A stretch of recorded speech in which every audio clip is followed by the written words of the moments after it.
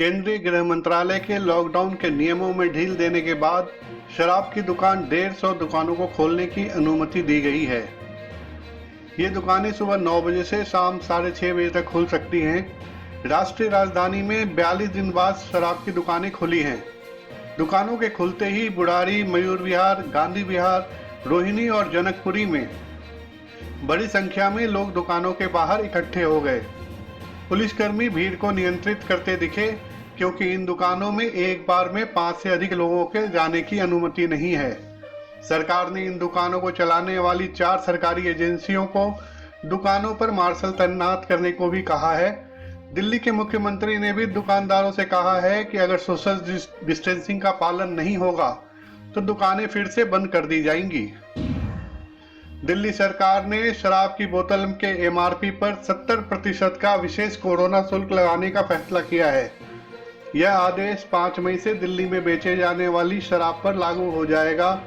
सरकार के इस कदम से राजस्व में निश्चित तौर पर इजाफा होगा, जो कि कोरोना वायरस की वजह से देश में लगे लॉकडाउन से काफी प्रभावित हुआ है।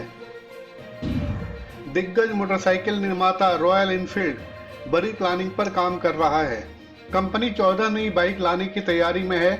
इसका खुलासा कंपनी के 2 बड़े अधिकारियों ने एक इंटरव्यू के दौरान दिया। इन मोटरसाइकिल को भारतीय बाजार समेत अन्य मार्केट्स में लॉन्च किया जाएगा। रॉयल एनफील्ड की नई बाइक की लॉन्चिंग कोरोना वायरस संकट खत्म होने के बाद शुरू होगी। एप्पल ने नया 13 इंच मैकबुक प्रो भारत में पेश कर दिया है। नए मैकबुक प्रो की भारत में शुरुआती कीमत 1,22,990 रुपये है। यूएस में यह लैपटॉप पहले से ही प्री ऑर्डर के लिए उपलब्ध है। यह लैपटॉप 3 अन्य वेरिएंट में भी उपलब्ध है।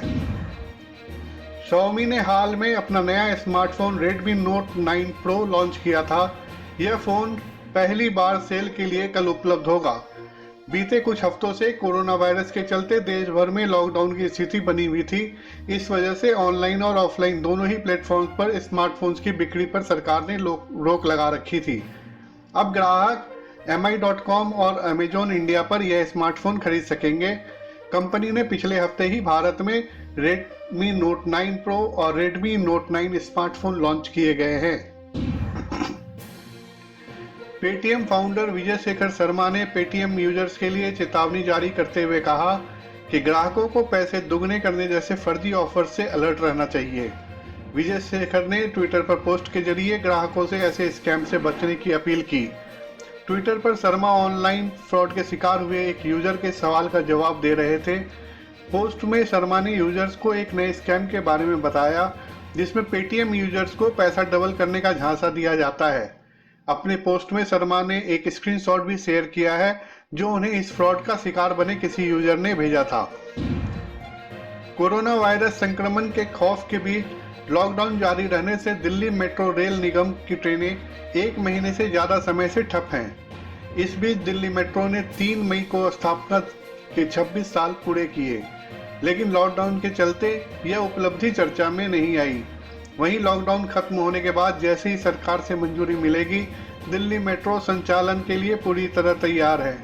बता दें कि लॉकडाउन के बाद से दिल्ली मेट्रो ट्रेनों का संचालन पूरी तरह से बंद है और यात्रियों से खचाखच भरी रहने वाली मेट्रो ट्रेनें जगह जगह खड़ी हैं। इस बीच मेंटेनेंस को लेकर किसी तरह की कोई दिक्कत नहीं आए, इसलिए लॉकडाउन के दौरान दिल्ली मेट्रो ने 3500 चक्कर लगाए।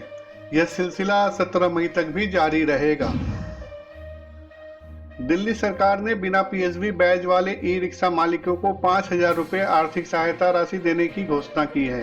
कैबिनेट की मीटिंग के बाद सीएम केजरीवाल ने बताया कि लॉकडाउन के दौरान दिल्ली के ऑटो, टैक्सी व ई रिक्शा ड्राइवरों की मदद के लिए सरकार पीएसबी बैज धारकों को 5,000 रुपये दे रही है।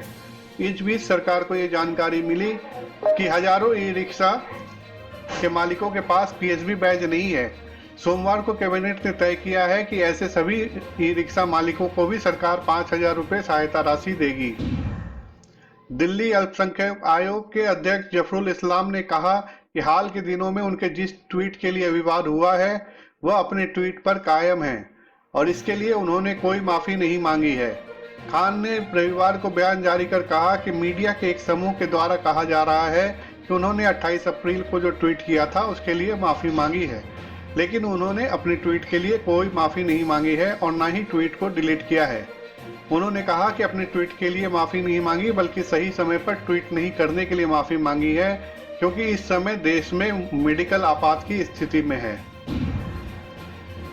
दिल्ली में कोरोना का इलाज कर रहे एक झोला छाप डॉक्टर का भांडा फूट गया।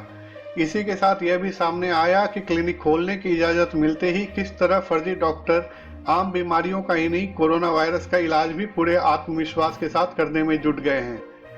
इंदरपुरी के बुद्ध विहार इलाके में जब दिल्ली सरकार के नोडल ऑफिसर हॉटस्पॉट इलाके का जायजा लेने पहुंचे तो वहां उन्होंने एक डॉक्टर को क्लिनिक खोलकर मरीजों का इलाज करते हुए पाया।